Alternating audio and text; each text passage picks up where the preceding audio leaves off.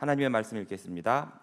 고린도전서 15장 3절에서 4절, 그리고 누가복음 24장 5절에서 7절입니다. 고린도전서 15장 3절로 4절, 그리고 누가복음 24장 5절로 7절입니다.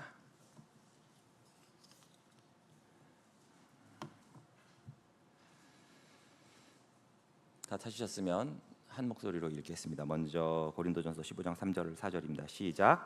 내가 받은 것을 먼저 너희에게 전하였노니 이는 성경대로 그리스도께서 우리 죄를 위하여 죽으시고 장사 지낸 바 되셨다가 성경대로 사흘 만에 다시 살아나사. 아멘. 이어서 누가복음 24장 5절에서 7절입니다. 함께 읽습니다. 시작. 여자들이 두려워 얼굴을 땅에 대니 두 사람이 이르되 어찌하여 살아있는 자를 죽은 자 가운데서 찾느냐? 여기 계시지 않고 살아나셨느니라. 갈릴리에 계실 때에 너희에게 어떻게 말씀하셨는지를 기억하라. 이르시기를 인자가 죄인의 손에 넘겨져 십자가에 못 박히고 제3일에 다시 살아나야 하리라 하셨느니라. 아멘. 이제 절반을 돌았기 때문에 한번 이쯤에서 이제 정리를 또 한번 해봤으면 좋겠습니다. 사람이 굉장히 좀 힘들고 어려울 때 또는 나태해졌을 때 우리 흔히 어떻게 말합니까? 초심으로 돌아가자, 처음으로 돌아가자, 그런 얘기를 하잖아요. 마찬가지로 우리도 항상 그 신앙생활을 하면서 믿음 생활을 하면서 초심으로 돌아가야 될 때가 있습니다. 바로 그때 우리가 바로 어쩔 때는 초심으로 돌아가지 못하고 시간이 흐르면서 과연 내가 무엇을 믿고 있는가? 내가 무엇을 위해서 신앙생활을 하고 있는가? 그럴 때 우리가 막연히 뭐 그래 왔으니까, 그게 아니라 무엇이 필요하다는 겁니까? 초심으로, 본질로 돌아가는 것이 필요하다는 것입니다. 그래서 종교개혁도 뭐라고 했습니까? 아드 폰테스, 근원으로 돌아가자라고 했잖아요. 마찬가지로 우리들도 과연 내가 무엇을 믿고 있는가, 무엇을 믿어야만 하는가, 그 내용이 어디 있다고요? 사도신경 안에 잘 요약되고 응축되어 있다고 했습니다. 바로 우리는 삼위 하나님을 믿습니다.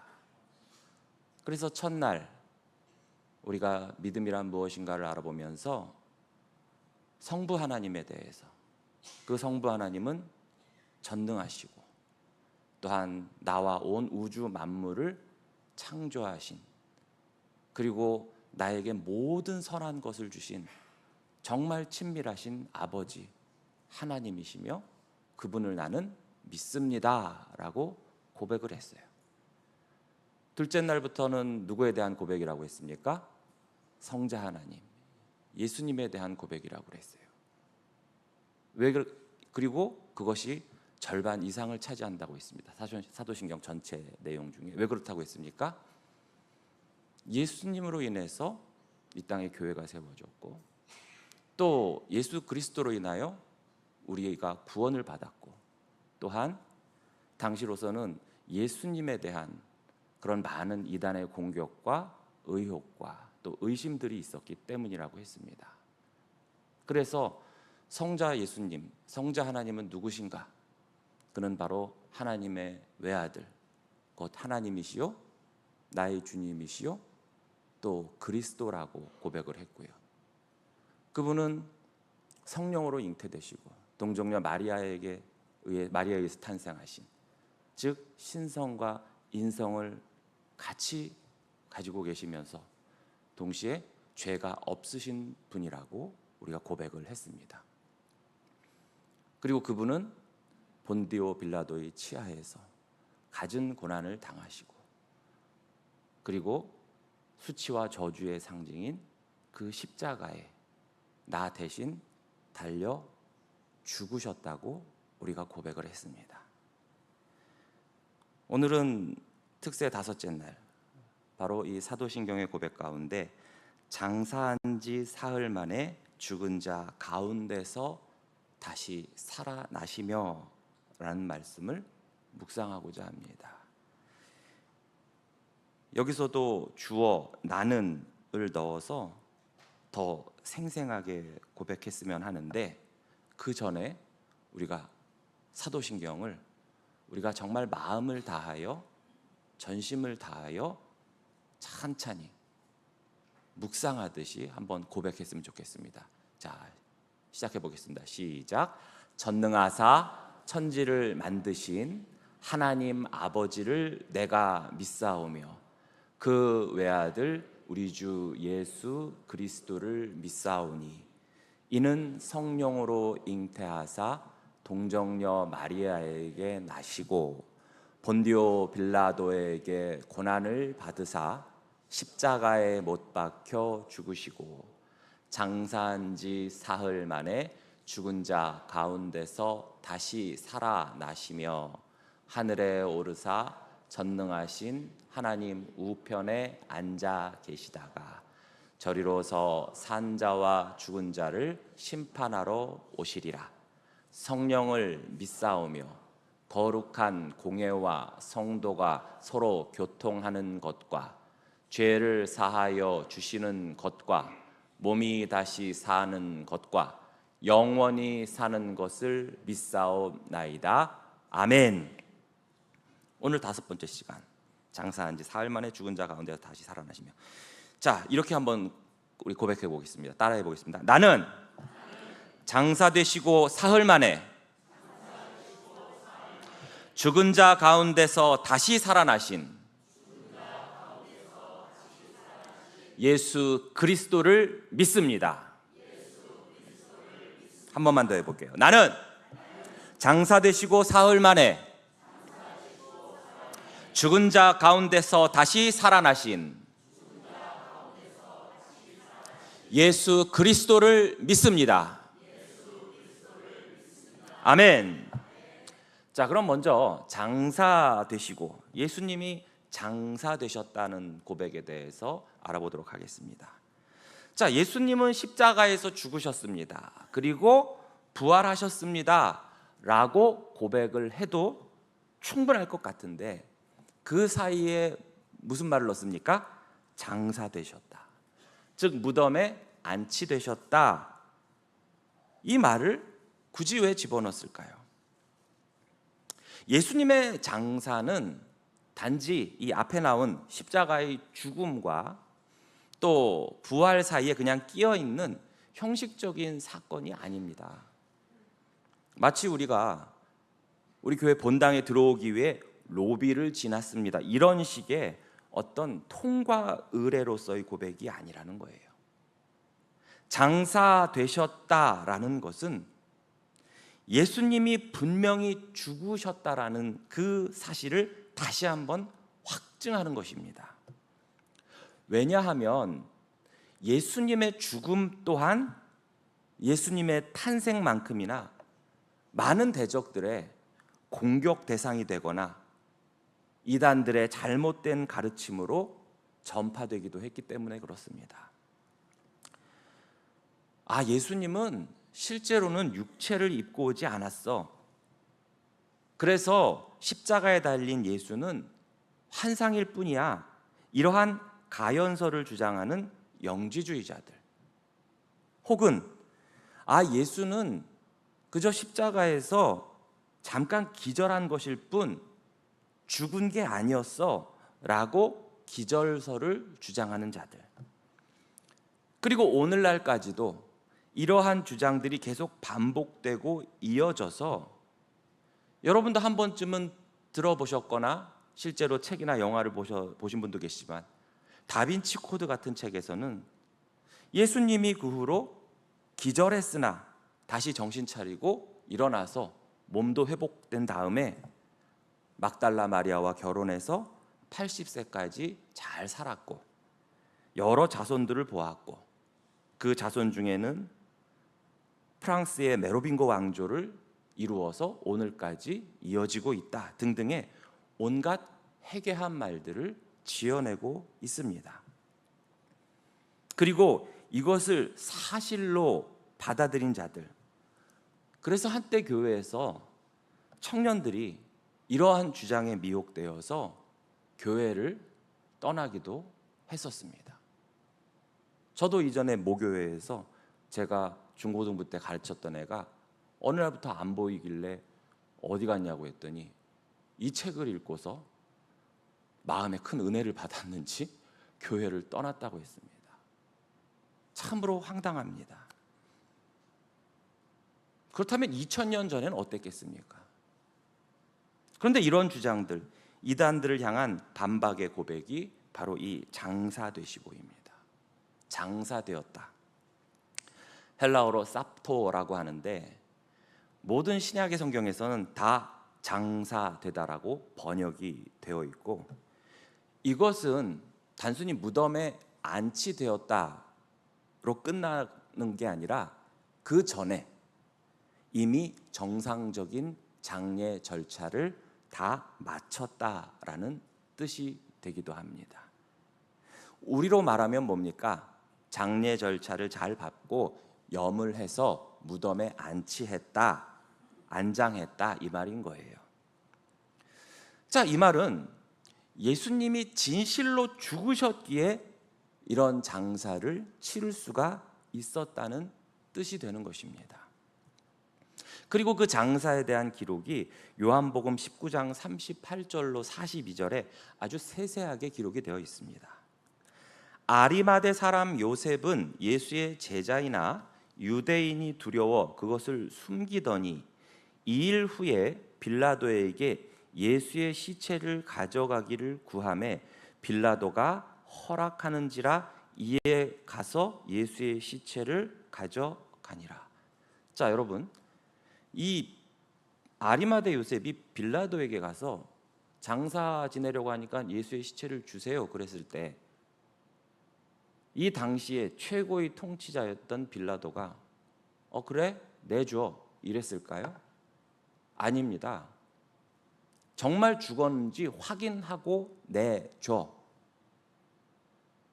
그는 그렇게 명령을 했던 것입니다. 그렇게 함부로 그렇게 시체를 내주는 게 아니에요. 오늘날에도 마찬가지입니다. 분명히 의사가 검시하고 또 부검이나 이런 사람들이 확실히 사망했는지를 확인을 해야 되죠. 빌라도도 마찬가지입니다. 바로 그가 시체를 내주었다는 것은 예수님께서 완전히 죽으셨다는 것을 공적으로 증명하는 것입니다. 이어서 뭐가 나옵니까? 39절에 일찍이 예수께 밤에 찾아왔던 니고데모도 모략과 침향 섞은 것을 100리트라쯤 가지고 온지라. 이에 예수의 시체를 가져다가 유대인의 장례 법대로, 그렇죠? 그 향품과 함께 세마포로 쌌더라. 예수께서 십자가에 못 박히신 곳에 동산이 있고 동산 안에 아직 사람을 장사한 일이 없는 새 무덤이 있는지라. 이날은 유대인의 준비일이요 또 무덤이 가까운 고로 예수를 거기 두니라. 자, 이 예수님의 장사 장면에 놀라운 일이 일어나고 있어요. 아리마대 요셉도 있지만 요한복음 3장에서 한밤중에 그 예수님을 찾아왔던 바리새인 니고데모가 지금 다시 등장하고 있습니다. 그는 죽으신 것이 분명한 이 예수님을 유대인의 장례 절차대로 장사 지내려고 왔다고 했어요. 그런데 보십시오. 그는 예수님을 지금 단순한 일반적인 인간으로서가 아닌 왕으로서의 예우를 갖춰 장사하기 위해 왔습니다. 그가 가져온 모략, 침향이라는 것은 바로 왕이나 군주를 장사하는 의식에 사용되는 아주 귀한 물건이요. 또한 그 양도 보십시오. 일반 서민들은 사용할 수 없을 만큼 많은 양, 100리트라. 리트라가 뭐예요? 오늘날 리터예요, 리터. 100리터라고요. 그러면 여러분들이 잘 사용하시는 생수나 뭐 콜라 같은 거 보면 1.5리터 페트병이잖아요. 그거 거의 한 100개가 있다고 생각해 보십시오. 얼마나 많은 양입니까? 니고데모는 만왕의 왕이요 만주의 주이신 예수님께 이 귀한 예물을 풍성하게 사용해서 장례를 치렀던 것이고, 이로써 예수님은 이 땅에 성육신하여 태어나실 때 그때 첫 예물로 모략을 받으셨고, 죽음 이후에 이렇게 마지막 예물로 모략을 받으신 것입니다. 이처럼 장사 되시고라는 고백은 예수님이 우리의 왕이심에도 하나님이심에도 우리를 위하여 분명히 확실히 죽으셨다라는 것을 증거하는 것입니다. 그리고 이어 나오는 죽은 자 가운데서와 연결되어 예수님이 정말 죽으셨다라는 것을 강조하죠. 여러분, 예수님의 죽음이 없으면 우리의 구원도 죄사함도 없는 것입니다. 예수님의 죽음이 없으면 우리의 모든 죄는 사해짐이 없이 그대로 남아서 우리는 결국 영원한 멸망에 이르게 될 수밖에 없는 것입니다. 그럼에도 예수님의 죽음은 사실이 아니다, 거짓이다, 신화다, 혹은 정치적 희생이다, 기절했다, 이런 식의 주장을 하는 자들을 향해 우리는 분명히 선포해야 됩니다. 예수님은 날 위해 정말 죽으셨습니다 라고 말이죠. 그런데 여러분, 예수님이 장사되신 무덤은 예수 그리스도를 위함이 아닙니다. 여러분, 일반적으로 무덤은 누구를 위한 것이라고 여러분 생각하십니까? 죽음을 맞이한 당사자를 위한 것이라고 생각하십니까? 정말 그럴까요? 죽은 자에게 과연 무덤이 얼마나 의미가 있을까요? 사실 무덤은 산자, 예를 들어 가족, 친지들에게 의미가 있는 것입니다. 왜 그렇습니까? 기억하고 또 함께 모이고 기념하기 위한 곳이기 때문이지요. 예수님의 무덤도 그러합니다. 더군다나 예수님은 부활하셔서 그 무덤은 더더욱 예수님을 위함이 아니었습니다. 그 무덤, 빈 무덤은 바로 그분이 구원하신 그의 백성들을 위한 것으로서 하나님의 사랑과 죄의 대가가 얼마나 큰지를 우리에게 생생히 보여주시는 것입니다. 하나님의 아들이 무덤에 장사된 것은 죄로 인한 죽음의 두려움과 또 그 두려움에서 해방시켜 구원하시려는 그리스도 안에 나타난 하나님의 사랑이 어떻게 조화를 이루고 있는지를 잘 보여주는 그러한 사건이죠. 그러나 우리는 이 장사에서만 머물러서는 안 됩니다. 바로 그 다음 고백이 나와야 돼요. 사흘 만에 죽은 자 가운데서 다시 살아나신 예수 그리스도. 여러분, 십자가에서 죽으신 예수님께서 장사까지 되긴 하셨는데, 그래서 완전히 죽으신 건 알겠는데, 그런데 여전히 무덤 속에 계셨다면 어떻게 될까요? 그래서 오늘날까지도 잘 이어져서 여행객들이 저것이 바로 예수님의 무덤입니다, 문화재 보호규정상 출입은 통제되어 있고요, 예수님의 실제 유골은 루블 박물관에 전시되었습니다, 이런다면 어떻게 될까요? 예수님의 지상사역에서의 가르침과 행적들이 책으로 잘 정리되어서 후세에 감동과 지식을 전달하는 데 그쳤다면 어떻게 될까요? 그래서 마치 소크라테스나 공자 같은 위대한 인류의 스승 정도로만 남아있게 되었다면 어떻게 될까요? 그렇게 되면 우리는 예수님의 가르침을 존중하고 본보기로 삼고 또 어떤 학파를 이루고 연구 논문을 쓸 수는 있을 것입니다. 그러나 그것으로는 절대 구원이 있을 수가 없습니다. 그렇게 해서도 구원이 이루어진다면 공자도 석가도 소크라테스도 플라톤도 우리를 구원할 수 있다고 할 것입니다. 하지만 구원은 단지 어떤 도덕적 가르침, 윤리적 행위에서 나오는 것이 절대로 아닙니다. 사망을 깨뜨리신 부활의 능력에서 나오는 것입니다. 사도 바울은 고린도전서 15장 16절에서 19절에 이렇게 선언했습니다. 만일 죽은 자가 다시 살아나는 일이 없으면 그리스도도 다시 살아나신 일이 없었을 터이요. 그리스도께서 다시 살아나신 일이 없으면 너희의 믿음도 헛되고 너희가 여전히 죄 가운데 있을 것이요. 또한 그리스도 안에서 잠자는 자도, 즉 그리스도 예수를 믿고 죽은 자들도 어떻게 된다는 거예요? 다 망하였으리라. 만일 그리스도 안에서 우리가 바라는 것이 단지 이 세상의 삶뿐이면 모든 사람 가운데 우리가 더욱 불쌍한 자이리라. 다시 살아나신 예수님이 아니라면, 즉 부활이 없다면 우리의 죄사함도 영생의 소망도 재림의 약속도 모두 헛것이 됩니다. 따라서 예수 그리스도의 부활은 믿어도 되고 안 믿어도 상관없는 그런 선택적인 어떤 교리가 아니라 바로 우리 신앙의 기본이요 토대며 기독교 존재의 근거인 것입니다. 사도신경은 예수님의 부활이 실제 역사 속에 일어난 사건임을 강조하면서 사흘 만에라는 시점을 분명히 밝힙니다. 예수님께서는 본디오 빌라도에게 고난을 받으시고 십자가에 못 박혀 죽으신 그날로부터 사흘째 되는 날 무덤에서 다시 살아나셨습니다. 그리고 이것은 예수님께서 공생의 사역 기간 내내 계속 말씀해 오셨던 약속이었어요.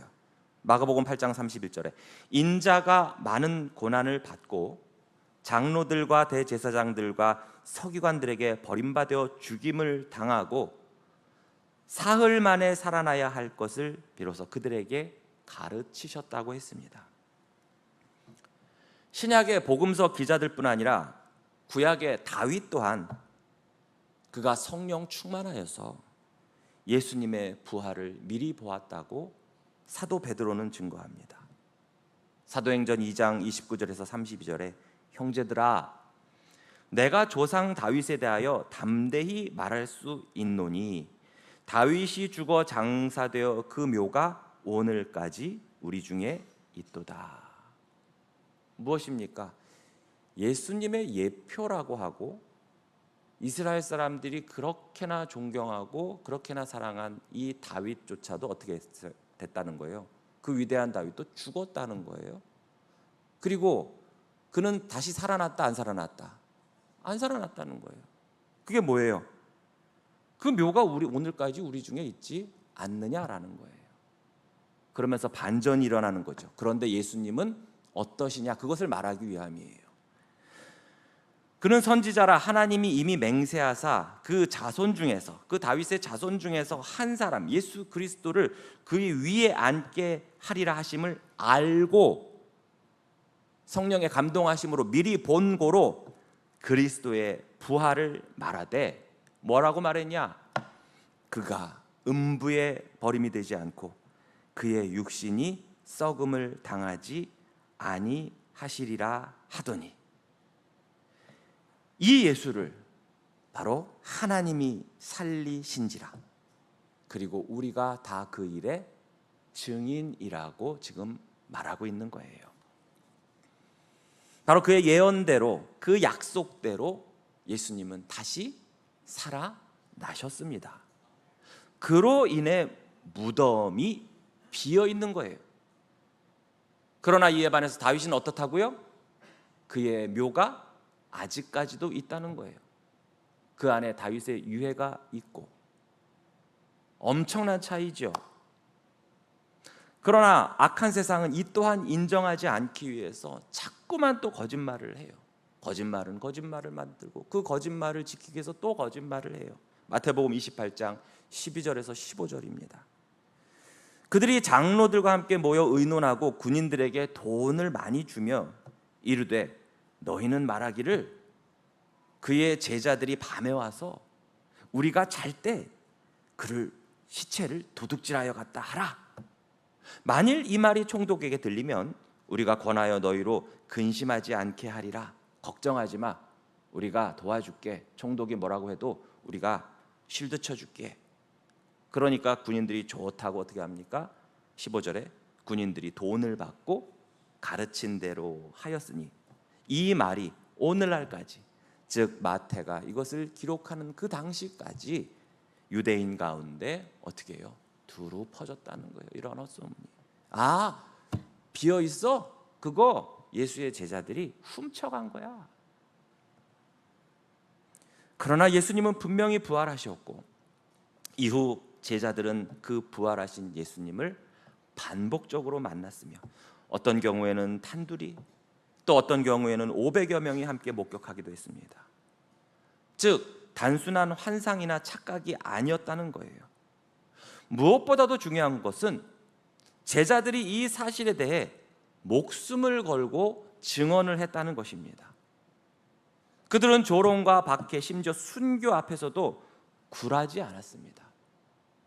만약 부활이 거짓이었다면, 그리고 제자들이 날조하고 창작해낸 것이라면, 어떻게 그들이 그렇게 자기의 목숨을 걸고 담대히 증언할 수 있겠습니까? 자기들이 지어낸 거짓말에 남들을 죽일 수는 있어도 자기가 기꺼이 죽는 거 봤습니까? 여러분, 이단 사이비들 보세요. 그렇게 거짓말로 미혹하고 이를 위해서 사람까지 감금하고 폭행하고 죽이는데, 정작 그 교주나 핵심 세력들은 자기들의 주장을 위해서 죽는 거 보셨습니까? 아무도 그러지 않습니다. 그런데 예수님의 12제자 모두 기꺼이 부활하신 예수님을 증거하며 순교했고, 이후에도 스데반, 바울, 안디바, 폴리갑, 그리고 오늘날까지 많은 믿음의 선배들이 그 부활하신 예수님을 위해서 그를 증거하면서 자기의 목숨을 내놓았습니다. 2000년의 교회의 역사가 이를 증거하죠. 지금도 살아계신 주님과 교제하며 우리의 삶 속에서 우리는 그 부활의 능력을 체험합니다. 예수 그리스도의 부활은 단순히 죽은 자가 다시 살아나 일어난 그 놀라운 기적, 그 사건에만 국한된 게 아닙니다. 그것은 바로 예수님께서 하나님의 아들이시라는 것을 확증하는 사건입니다.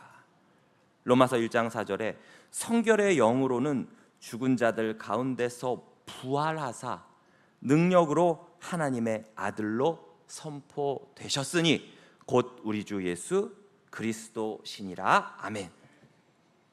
또한 예수님의 부활은 사망 권세를 깨뜨리신 그 승리를 보여줍니다. 사도행전 2장 24절에 하나님께서 그를 사망의 고통에서 풀어 살리셨으니 이는 그가 사망에 매여 있을 수 없었음이라. 그리고 그 부활하시고 승리하신 예수 그리스도를 믿는 자들에게 바로 죄사함과 의롭다 하심을 보장하십니다. 로마서 4장 25절에 예수는 우리가 범죄한 것 때문에 내줌이 되셨고, 즉 십자가에 달려 죽으셨고, 또한 우리를 의롭다 하시기 위해 살아나셨느니라, 부활하셨느니라. 또한 예수님의 부활은 마지막 날 저와 여러분, 우리 모두의 부활을 또한 약속하시는 것입니다. 고린도전서 15장 20절에서 22절을 볼까요?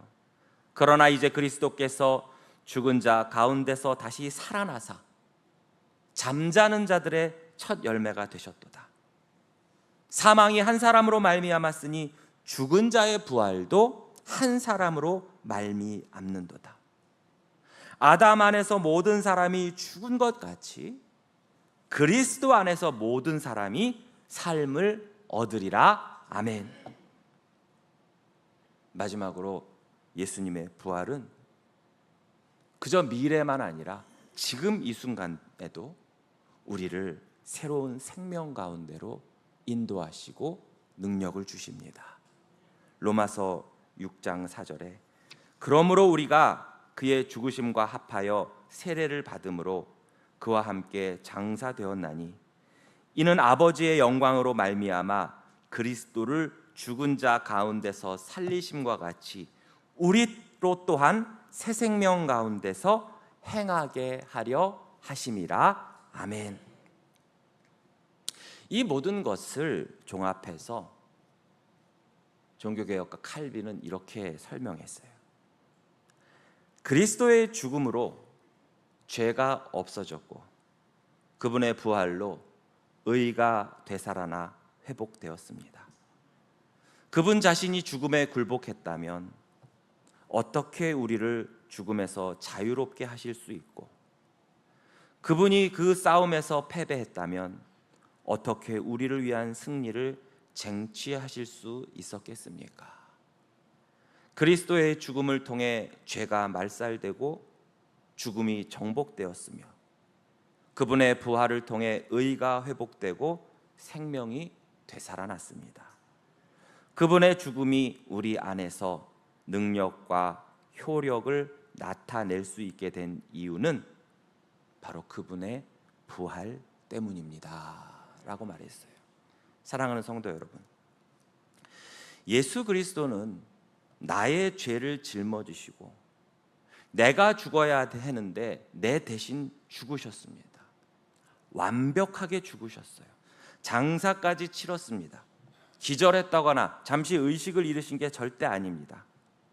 그렇게 된다면 내 죄는 여전히 남게 됩니다.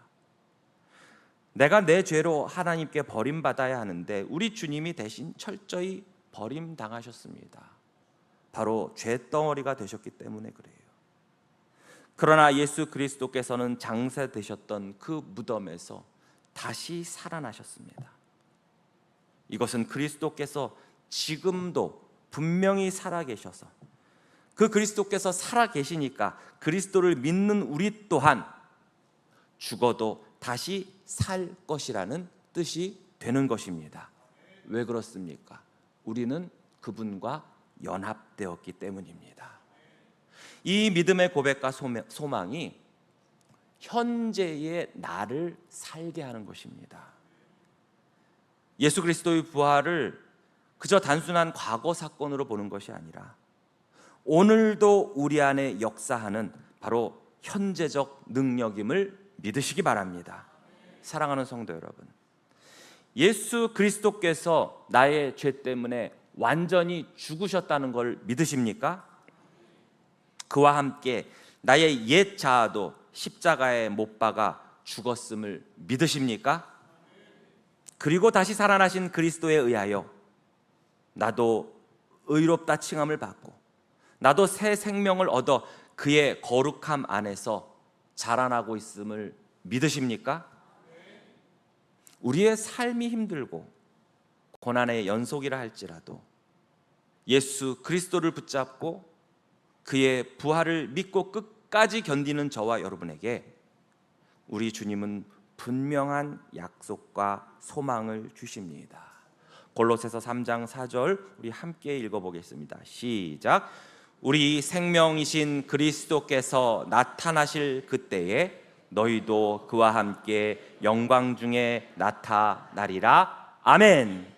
그러므로 우리 다시 한번 오늘 이 믿음의 고백을 드립시다. 따라해 보겠습니다. 나는 장사 되시고 사흘 만에 죽은 자 가운데서 다시 살아나신 예수 그리스도를 믿습니다. 아멘.